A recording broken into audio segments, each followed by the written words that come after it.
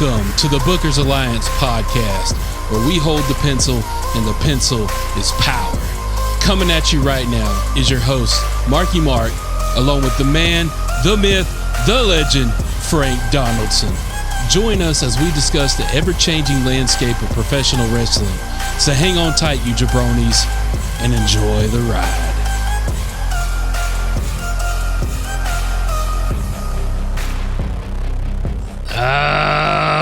Welcome in, everybody. Thank you for joining today's episode of the Bookers Alliance podcast. Come on in, get your ringside seat, get your popcorn, get your whiskey, get everything you need. But whew, y'all gonna have to put up with me and Frank today because we jet lagged. Yeah, I was gonna say I need to get a pillow and a couple more days off of work and a nap. All this overseas traveling, this is enough. Hell, we're stamping the passport, so I ain't nothing wrong with that. But good Lord, we need a break. Yeah, that's why today's episode is called "The Travel Is Real." Yeah. Good God. We done been from pillar to post, from Wembley back to the U.S., back to Berlin, now to Denver. Good God, we done been everywhere under the sun. Yeah, I'm glad to be home. It'd be nice to sleep in my own bed tonight. That'll be interesting. I mean, won't be no Livs or no Rias or none of those people in there with us, but nice restful sleep is always good. All right, so let's talk at the subject in hand here real quick. Let's talk about the Bash in Berlin, talk about what went down, talk about the titles that changed hands, the titles that didn't change hands that we thought would. I don't know if we thought that. I don't think anything happened too far out of the norm for what we were expecting. All right, let's talk about the strap match. Let's talk about Got to talk about our sponsor, man. We got to get paid today. It's commercial time. You load us up here. Let's get paid. All right, Jack Daniels. Bonded 100 proof. All right. So yeah, that'll help us sleep. Yeah, that's what you call a nightcap. Yeah, that's a nightcap. Oh yeah, that'll get us some sleep tonight. So we won't have to worry about pillows and all that now. I don't know though. Next time we got to get out of business class. We need to upgrade to first class. Now I bitched and complained last week about coach, so they got us to business class. Now I'm complaining about that. Hell, we need first class. So here's what I heard. You want the lowdown on that? The producer kind of told me a little bit. I heard the reason why we fly in budget because we drink too much whiskey. That's what I heard. Well, that could actually be true.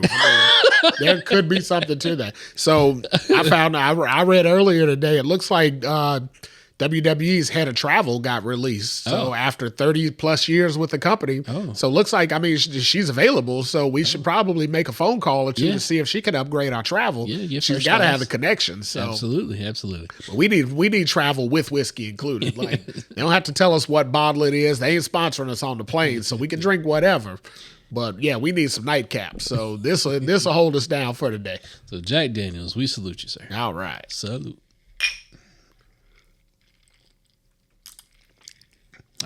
Good whiskey. Oh, yeah. Good whiskey.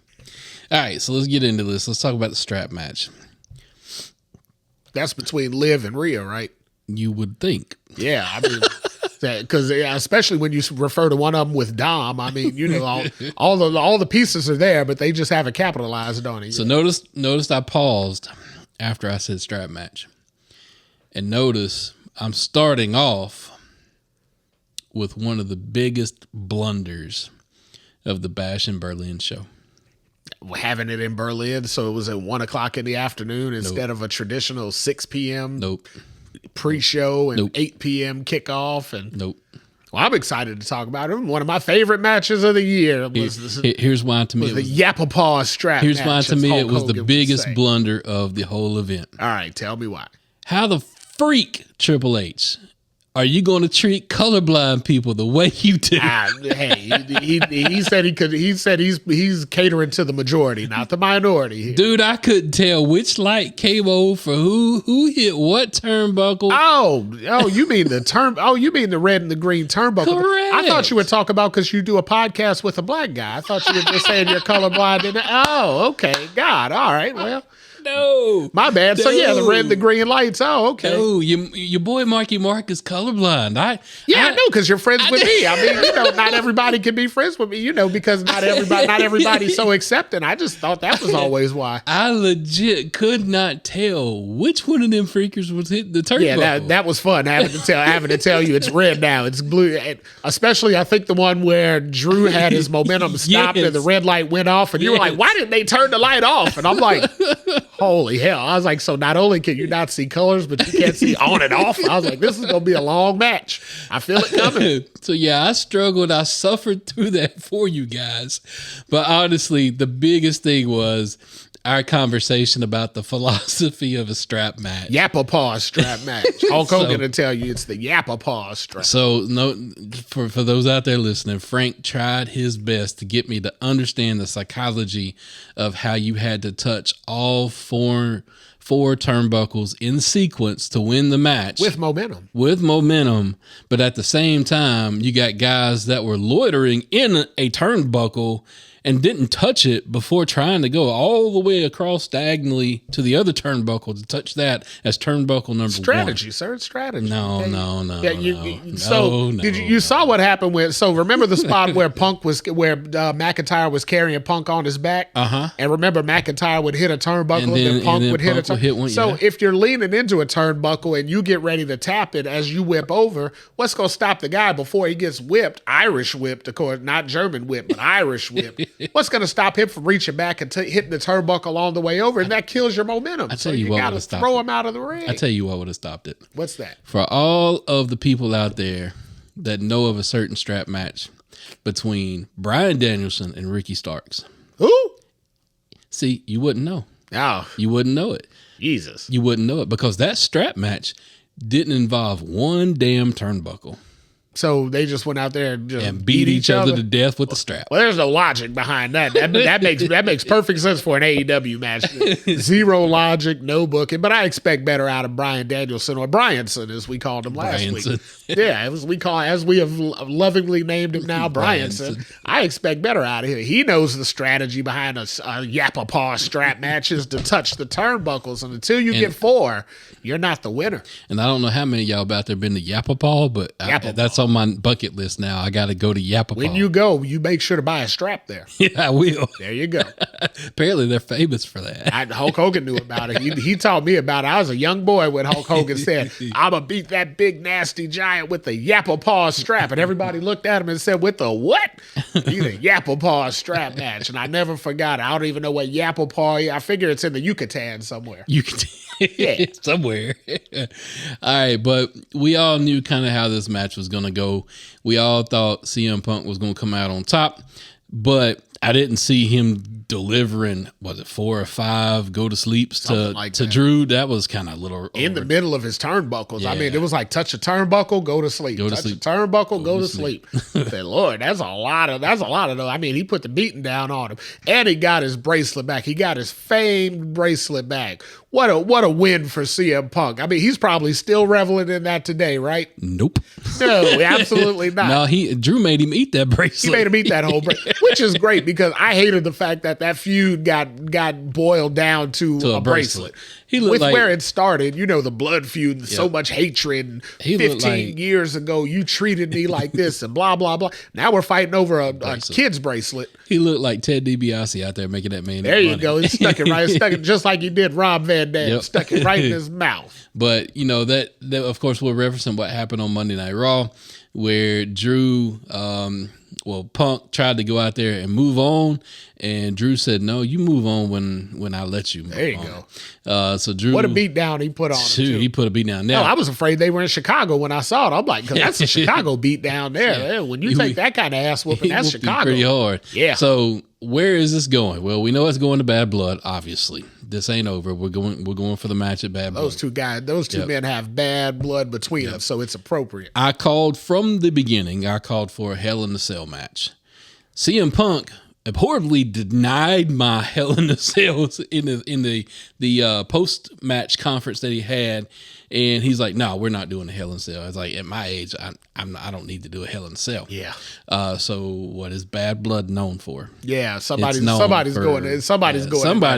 a Hell in a Cell. And it might as well be Drew and Punk. Why not, right? I mean, they got the baddest blood out of all of them. They probably got the most heated feud in WWE right now. The only other thing that I can think of that they may allude to is maybe a stretcher match or an ambulance match. That could be one of those. We just saw that last night because Punk had both of those. Punk hit the stretcher and the ambulance. While he coughed up blood. He was bleeding because the bracelet went so deep down into his esophagus, as Gorilla Monsoon used to teach me. It went in the esophagus. So, yeah, he had him coughing up blood. And I mean, man, what a beatdown. Yeah, so we don't know which way it's going to turn yet, but my money's still on Hell in a Cell. I called it from the beginning. I'm hoping I get my Hell in a Cell, but I know I'm not going to get my Undertaker Mick Foley Hell in a Cell. No, those are done. Them days are long gone past. Yeah, and I'll especially also if Shane O'Mac's over on the other channel too. Yeah. I mean, he's the last daredevil out there. Ain't nobody else taking them chances. So, I also believe there will be no more on top of the cage in the Hell in the Cells. That just ain't going to happen. No, because if you go to the top, you inevitably have to get thrown off of it one way or another. So that you get thrown off or thrown through. I mean, if you wander your way up to the top of it, I mean, if you don't deliver that, you're going to let everybody down. And I mean, the crowd can turn on you in the midst of the match. And Mick was the only crazy son enough, to kind of take that fall. He over and over again. Yeah. I mean, he didn't just kind of a masochist. Had he just took it once, okay, but good Lord. I mean, he took it the second time, although apparently he wasn't supposed to take it the second time. We're supposed to go through. But I mean, hell, it made for great TV, so why not? And a memory we'll never forget because it happened on my birthday. There you go. And so on your birthday, you got to see Mick Foley sit with what we thought was a big booger coming out of his nose. See Mick Foley almost die. As he looked into the camera, and everybody said, "Look, there's a big booger coming out of his nose." That turned out to be his tooth pushing through his lip. That's gross. But if they do get Hell in the Cell, the past Hell in the Cells, I can understand why. They may shy away from those because they don't get as gruesome as they used to, especially being a PG product. But the best Hell in a Cell that I remember as of late was the Usos versus the New Day. Yeah, that was a great Hell in a Cell. They were putting on pretty good matches by that point. So you don't have to get to the top of the cage and jump off to put on a great Hell in a Cell match. No, they've learned, they figured out ways to work around it. But I think you bring up an interesting point. This being the last week of SmackDown on Fox, we may not be into a PG product by the time Bad Blood comes. I mean, we're looking at the Netflix era here sooner before later. Yep. So they may be able to, explore some new parameters with it, but interested to see where it goes. Yep. Let's talk about the Women's Tag Team Championships. Okay. Frank says, if we gotta. Yeah, I mean, it happened. There was only 5 damn matches, so I guess we can't really gloss over any of them. That would be rude. So Jade and Bianca got their belts back. Congratulations to you. They look good doing it. You got to give them that. So not in the ring, but I mean, aesthetically, they look good doing it. So here's my thing with them being the tag champs. I do not buy anybody on the current roster as an opponent. Nope. Not against them too. Nope. Maybe the Sonya Deville and Shayna Baszler. Nope, not even them. Maybe that 3-way group. Well, there's 3 of them, so they can get some outside, right? They can get some antics and all that up. But yeah, that's the only team that's a good competitor to them. I mean, anybody else, the girls they just beat, they won it in a 3-way because Bianca and Jade are just unbeatable right now. Out, yeah. So that's probably how it's going to happen again, unless those 2 girls break up. If they've been teasing a lot of the whole possible feud between the 2 of them, that could break it up. But I mean, if you do it that way, now you leave the belts out, now they're just vacant again. And then you got to have another tournament or something to crown new champ. We've done that so many times with those poor belts. I mean, good Lord. Yeah. I can remember going to a live event here in Charlotte, and they were handing out signs for "We Want Women's Tag Team Championships." And I remember saying, man, we really do need a second set of, belts for the women because they only got the main titles and there's so many women. We got to do something with it. Well, damn, it didn't work out exactly how I thought. Now every tag team, I think you said it the other day, every women's tag team is a hodgepodge. and they're just thrown together, and then they're magically in the title contention. And I mean, God, it works to give Jade a belt. It works to let her work with somebody else instead of having to carry a match by herself. It works. Right now, that's its only function. It works to give them stables. Yeah, oh yeah. Because the women's stables are centered around the tag belts. That's kind of where they are. Let me propose this idea. Would you rather keep the tag belts or take the tag belts, split them up, and dissolve them, and make one a women's U.S. belt and one a women's Intercontinental belt? So the idea is good. The only problem is in today's world, then you're putting quote unquote mid-card belt on Bianca and Jade, and I think both of them are heavyweight title contenders. So John carried the U.S. belt after he was a multi-time world champion, yeah, but Bianca's been a multi-time world champion. Right, but what about Jade? I mean, so right now we know what we got with Bianca. Bianca's really want to put the world title or the WWE title on Jade? You think Nia Jax has it for any other reason? I mean, there's only one reason for her to have that title, and it's to hold on to it until WrestleMania, where she drops it to Jade Cargill. That's so. But the problem is Jade and Bianca has been so back and forth so much with them tag belts. I don't even know which show Jade belongs on. So they're SmackDown girls. They were originally on SmackDown. Yeah, they were SmackDown originally. Well, Bianca, that makes sense because of Montez. I get that. Right. And Jade goes where Bianca goes because right now I don't think they want to leave Jade alone. So is Jade the Padawan, so to speak, in Star Wars terms? There you go. Okay. Yeah, she's big enough to be a superstar, but she's still green enough to be a sidekick. Just kind of works that way. And Bianca works good for her because, Bianca is very talented. So wait, what are we thinking? Jade wins the Rumble? Probably. Unless Charlotte Flair comes back. If Charlotte comes back, rumors are swirling that Charlotte's on her way. Yeah, and you know what they think about her. If Charlotte's in the ring, they're going to find a way to get her in some title picture. So that was Vince, though. That was Vince. So who's Triple H's favorite wrestler of all time? Flair. And what's Charlotte's last name? Flair. There you go. So I don't know how much of Vince it was, but then Triple H has some influence on that too. But I feel like this year's Rumble, depending on what they want to do with Charlotte, should be a Jade Cargill event. But, again, if Charlotte comes back right in time, I wouldn't be surprised if they inserted her in that and found a way to get Jade in there at the February paper. Don't think we're going to get a Becky Rumble return? No, I think Becky's gonna ride out a full year. I think it'll be a full calendar year before she actually comes back. Where she's been gone a full 365 days. She's gonna go be mama for a while. Yeah, good for her. WWE ain't going nowhere. That's a given.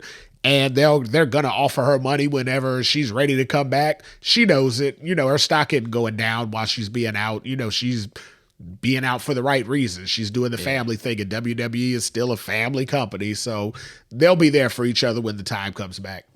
Yeah, so I hate to say this, for Isla Dawn and Alba Fire. I hate to say this, but honestly, I don't see it. And this is just the fan. Maybe I'm missing something. I don't know. I just don't see it as they're legit, champs or challengers. It worked when they were in their home country, right? Right. Give them, give the hometown fans something that they wanted to see. It worked great for that. Yep. But yeah, when we come back stateside, then you have to actually execute it. And let's call it what it was. They were transitional. Right. They worked for that pay-per-view, and then they couldn't just take it off them the next night. You got to kind of give them a chance to see what you got. I mean, you don't know what you got until you find out. They had the belts for about a month and a half, and they saw what they had. They're a good, solid tag team. They work good in the ring. But, I mean, that superstar factor in the women's division right now is pretty much Jade and Bianca. True. All right, let's move on. Let's talk about Rhea and Damian Priest versus Liv and Dirty Dom. The Terror Twins. Let's talk about this match real quick. Did you see that at any point going the other way? Hell no. Nah. Hell no. So Vegas, because there's betting odds on these matches now. Vegas knew where it was going by a landslide. I think all of us that watch any more than one or two Raws a month kind of knew where that was going. We knew that was going. So because there's so much more Judgment Day to work with, it didn't like that was the blow off. Right. That was just the start. No point in having Rhea and Damian Priest lose, knowing that there's still more meat on the bone. If that was the blow off or whatnot, maybe you have them lose if you're trying to elevate Dom and Liv. But after watching Raw this week, Dom is by far, and I mean far and away, the most hated heel in all of wrestling. He is the MJF of the WWE. I think he's eclipsed MJF at this point in time. Yeah, because MJF still gets that cross reaction. He still gets some boos with his cheers. I get you. Some cheers. Dom is universally booed. No matter where he goes. Nobody but Liv cheers for that boy at not one time, for not 1 minute.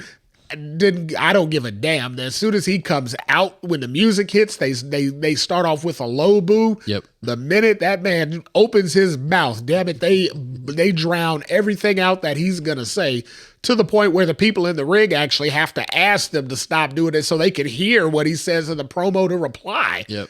When your face has to save your heel from getting booed out of the building, that man's nuclear. He has nuclear heat. What did you call him though? What did you call him? He's a heat what? Oh, a heat magnet. A heat magnet. Yeah, big time. Look, Dom. Nuclear heat magnet. Dom, if you're listening, we already got the comparisons to the Latino heat. Uh-huh. All you need is a shirt that says Latino heat ... magnet. So we should create it and copyright it first because somebody in WWE who pretends they don't listen to our show will hear that. And you'll probably see that on TV by Bad Blood. He'll be wearing it by Bad Blood. And our asses will be sitting here talking about residuals and they'll be like, oh no, there'll be none of those. This was original thought. But so was it a great match? Was it what we thought we was going to get? It was what it was supposed to be. It was what it was supposed to be. You got to see Rhea kind of get it. She got her in on Dom a little bit. Speaking of Rhea got her in. Did you see that pin? Oh, everybody saw that pin. Rhea got her in right there. And if she didn't, hell, she was showing somebody else how to, because good God. Everybody saw that pin. That's a pin. That's how you pin somebody right there. Hell. She stacked them. Stacked them, pressed them, pinned them, she stuck did them. everything. She did everything a woman could do to another woman short of scissoring her. As a shout out to the Max Caster. Acclaimed. Yep. Yeah, as a shout out to the Acclaimed. No other inference there, just a shout out to the Acclaimed. So that match was all right. We all knew how that was going to kind of go. It was fun for what it was. But outside of that, it kind of furthered the story. They're going to continue it on. You got to see the Ropes make its grand appearance again on a episode of Monday Night Raw. Yeah, I mean, so both Terror Twins have taken the same bump now, and one took it by accident. I guess the other one was able to take it. Yeah, the other one was able to take it planned because the first one could tell her how to do it without blowing your damn knee out. Well, I mean, if you saw how loose those ropes were when she tried to get up. I mean, if she positioned herself right in there going to reach for Dom. Nobody would reach that way otherwise. She made sure to position. But like I said, I mean, she had the best coach in the world because we saw Damian Priest get caught up by that hard way. And I mean, his leg didn't get completely ripped apart. So he's like, I'll tell you how to do this spot and survive. And for Liv also to go right in on it as soon as it happened and not sit there for a split second and go, oh crap. Yeah. My coworker is really getting hurt. Yeah. So for her to, she signaled right in on it and I'm like, okay, this'll work. Okay. That's cool. I see how they're doing this spot. But then I saw how loose the ropes were and that kind of confirmed it. Sure, they tightened it up after that match for the rest of the night. Not to mention, by the end of the night, Rhea was kind of hobbling around.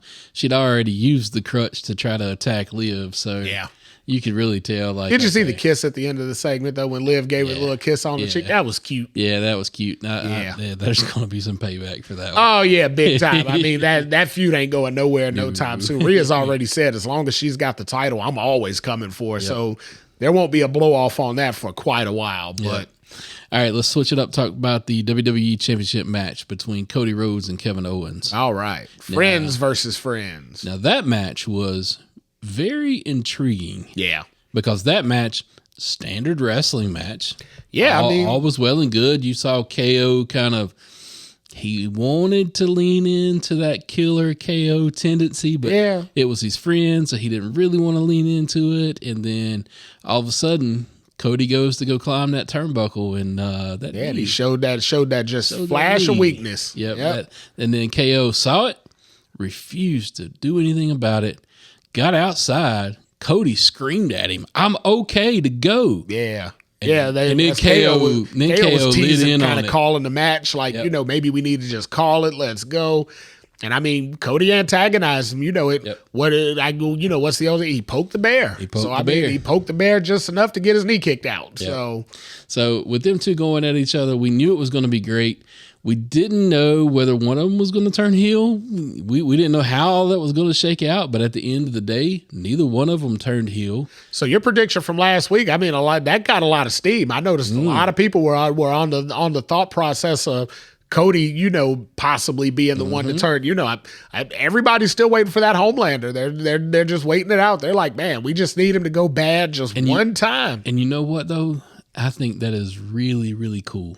I think that is a part of Cody's, I don't want to say playbook, I don't want to say repertoire, but that's part of Cody's. I think it leads to his mystique. It's his mystique. There you go. It makes you think, God, could he turn? Could he ever, and will he ever turn? I mean, we've seen the tendencies in the past. You've seen it with AJ. Yeah. So, I mean, it's kind of been there. And when you see it, you're like, dude, what if he ever did? Yeah. Because, I mean, but then, you know how John, it was always requested for John to do it.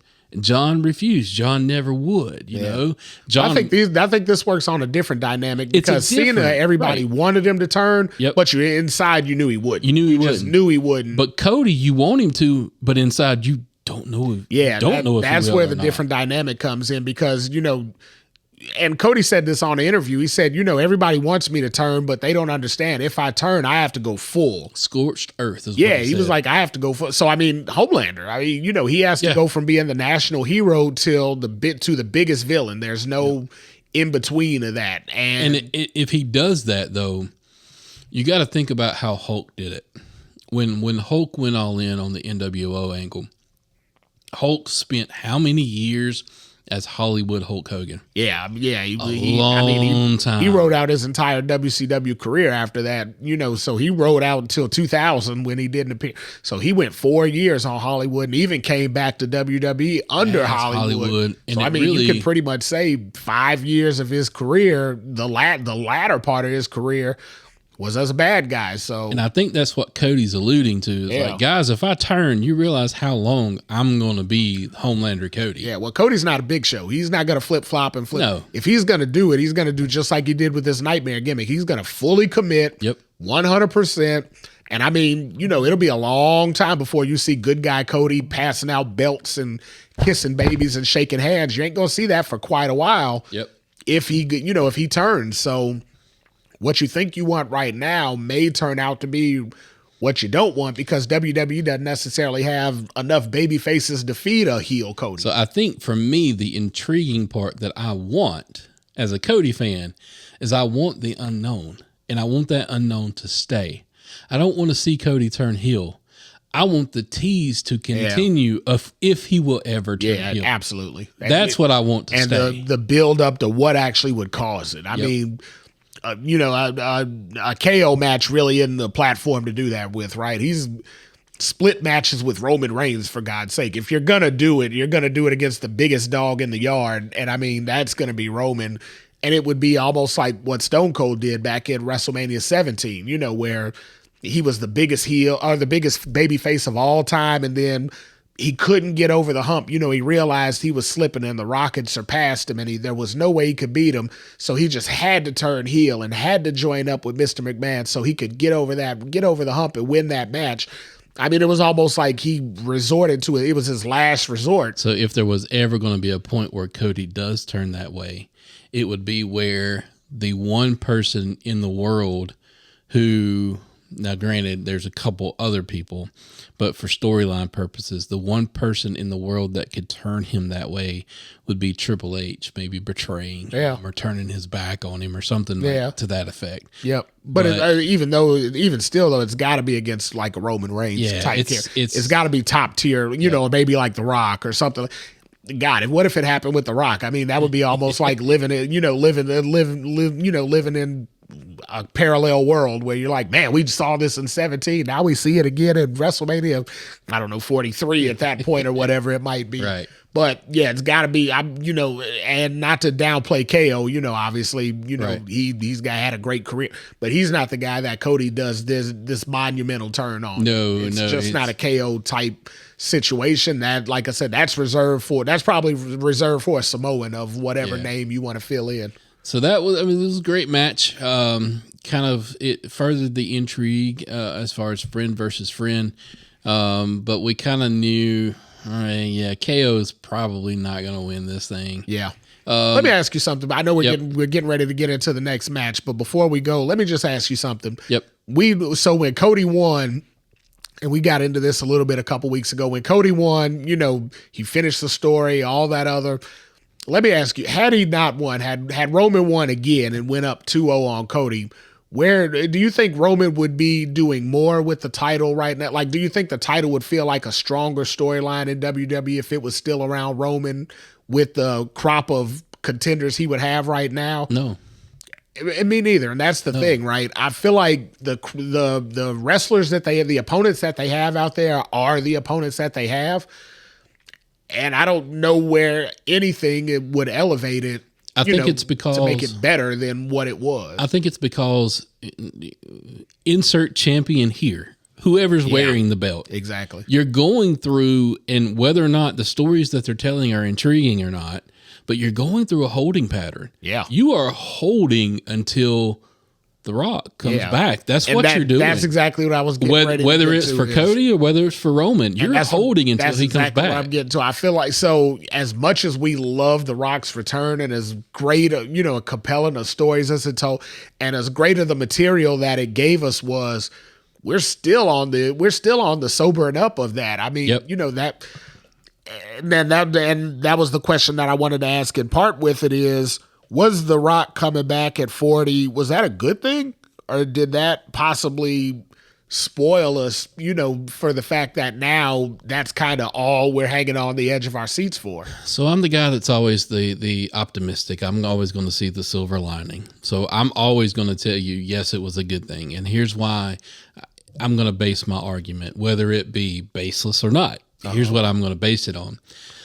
The Rock coming back showed us how the product could be. Yeah. Versus what it was.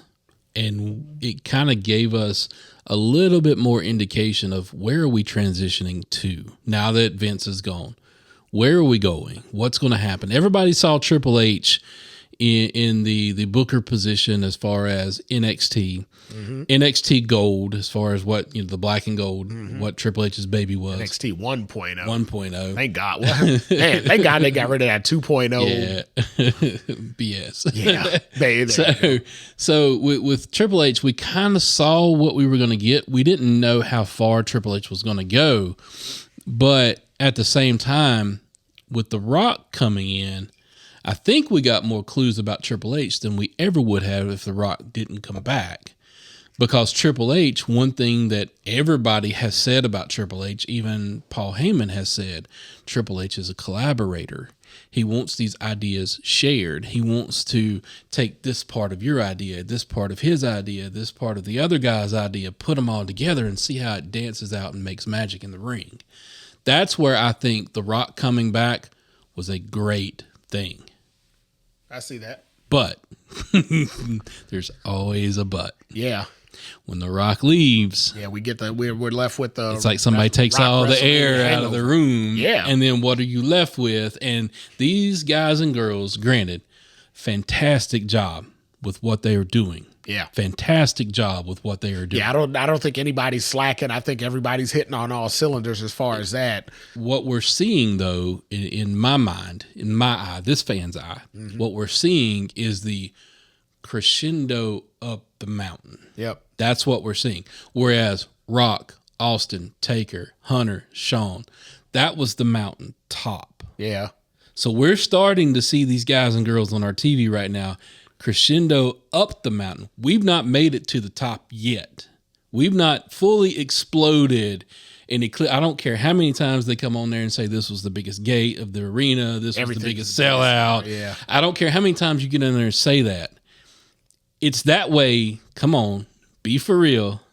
The way the economy is right now. Yeah. A WWE ticket today, you could have bought 4 WWE tickets for that easily. price back 10 years ago. Easily. I mean, I remember when tickets used to be $20. You could go there, instead you pass up on a night out drinking and you could get into a WWE event. Now, to get the same, that was like front row. Right. I mean, I remember going to Nitros and Raws back in the late 90s and being in the third or fourth row for like $30. Yep. And I was like, man, and that was big money back then for, a broke college kid to scruffle up $30. But again, it was the equivalent of a night out drinking. Now, having said all of that, we kind of got into this discussion at the Bash in Berlin when we were talking about things, about how, do these guys and girls of today need the quote unquote old timers? Do we need the Rocks, the Stone Colds, the Undertakers, the John Cenas? Do we need those? We're on the precipice. There you go. All right. Word of the day, word kids. Of the day. Look it up. Precipice. There you go. We are on the precipice of not needing them. So I agree there. Unfortunately, this is how you said the analogy of they're still climbing the mountain. Mm-hmm. Unfortunately, I'm afraid that we're on the other side of the mountain. I think we may have peaked at WrestleMania 40.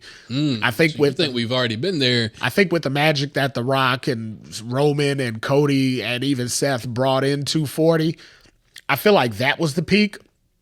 And I feel like we're heading down into a valley right now. Now, they always say, it's a roller coaster effect, which means there may be another peak. So that's not to say that, we can never get that high again.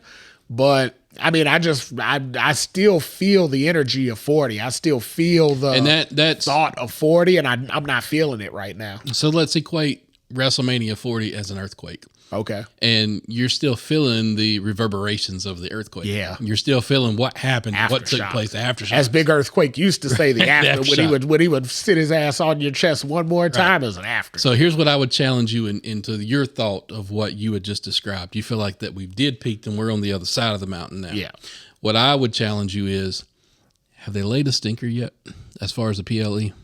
No, absolutely not. So, I mean, and that's why I said, no disrespect to what anybody's doing out there. I feel like everybody's hitting on all cylinders. Mm-hmm. Everybody's giving their top performance. Everybody's doing as good as would be expected. Mm-hmm. But it's not WrestleMania. And I don't know if I felt like we've come down this hard from other WrestleManias, like WrestleMania 39, for example.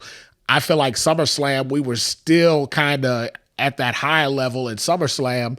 The energy was still there. Then Royal Rumble started another ascent because that's where some of the stuff started for 40. So we just didn't get that big fall off. I feel like WrestleMania 40, we kind of fell off the cliff. Could it be now we've got more climbing to do. Could it be because, and again, no knock, no shade.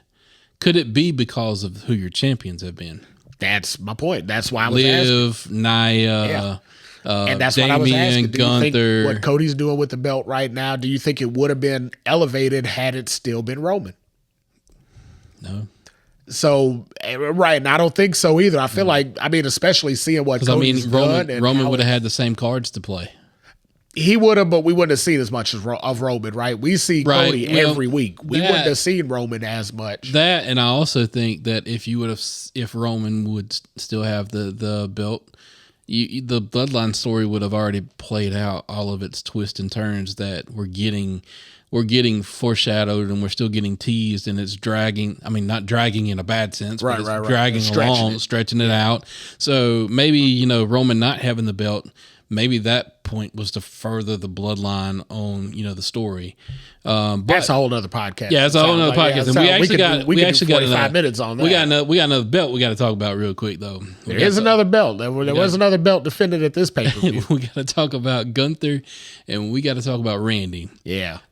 Hell of a match. Yeah. Great match. Crazy, unexpected ending too. I mean, nobody. So now we said last week we didn't, in no way, shape, or form did we expect Gunther to be dropping the title, right? No way he was going to have a 1 month reign. Right. But I also didn't see Randy Orton going to sleep for the man. No.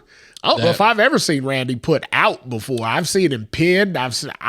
We may have seen him submitted a couple of times, but I don't know if we've ever seen him completely lay down for somebody else. That was huge. Physicality was off the charts.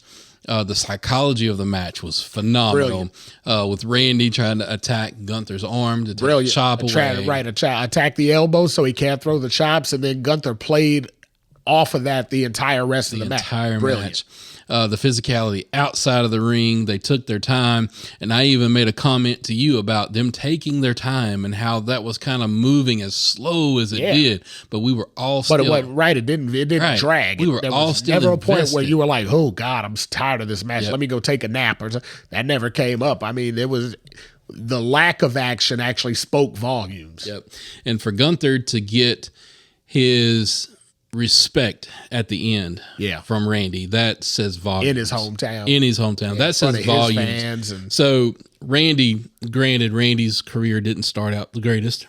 He was young. He was young and immature. Randy has, even though he won't kind of, make it known, he's become, part of the locker room leadership.